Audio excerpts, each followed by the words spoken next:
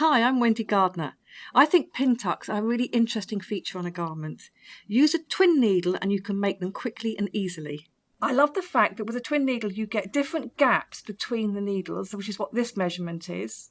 Here you can see the two extremes between the needles. So this one is 1.6 millimeters apart and on this one is 6 millimeters apart. So you'd use the wider one for hemming and the narrow one for pin tucks or decorative stitching.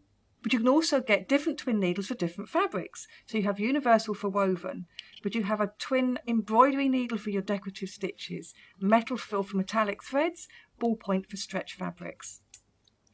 Pin tucking is one of my favourite techniques with a twin needle. I'm just going to show you how to do that. For pin tucking, I'm going to use one with a gap of 2 millimeters apart. So you've got two needles on one shank, and like every other needle, it's got a flat section which goes to the back, and it's inserted into the needle holder in exactly the same way as any other needle. So insert it as high as it will go, tighten the screw by hand, and then with your screwdriver to do that final turn. Now sadly, with these needles you cannot use an automatic needle threader, you have to thread by hand. I've also put two threads through the top, so put those through together, and when they get to the last hook above the needle, if you've got a hook either side, great, put one behind each side. If not, you just hook one behind that final hook and the other one you leave hanging loose. I have a hook either side for this, so that keeps them separated just above the needle. Hand thread it through the eyes of the needles. So put something white behind the eye of the needle and you can see the eye nice and clearly, one at a time. I'm using a pin tuck foot as well. This has grooves on the underside, and depending on the foot you have, it might have 5, it might have 7. You do the first pin tuck down the centre, and then you move that one along to sit into one of these grooves so that the next pin tuck you sew will be perfectly parallel. So my first tuck, I'm going to sew down a marked line, centering that line in place. I've also increased the tension to as high as it will go, in this case that's 9.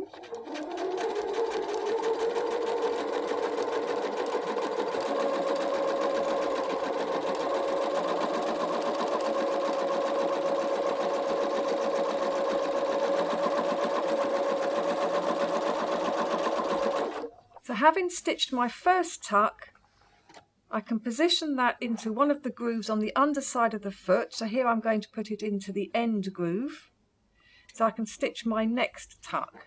And the more you stitch, the more they seem to gather up.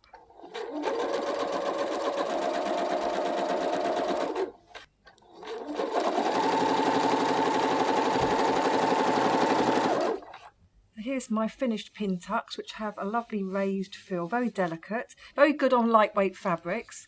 On the underside, the bobbin thread crisscrosses between the two top threads to get a sort of zigzag, which is actually what helps pull up the top and give it that tiny little ridge. If you're going to do this on an existing garment, I suggest buying something slightly bigger. For instance, this example in blue, I've pin tucked across the front, because every little tuck takes in a little bit of fabric. If you're going to do it on a brand new garment that you're making, then what I suggest is that you draw around the pattern piece, but don't cut it out. Do the pin tucks where you want to, and then cut it out. Make sure that the pattern piece still fits, or indeed make it a little larger if necessary. But that's not all you can do with a twin needle. You can also do some really lovely decorative stitching, and it looks particularly nice if you've got two different colours in the top threads.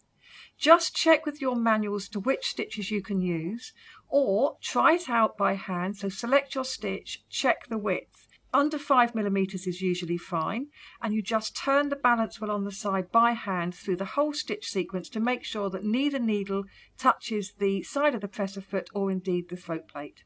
And then off you go. Have fun with them. So another application for a twin needle is to use it to do some hemming. This is when I would use a twin needle with a gap of between 4 or 6 millimeters. And then you get two perfectly parallel rows, and on the underside you have a zigzag, as before, which goes between the two top threads.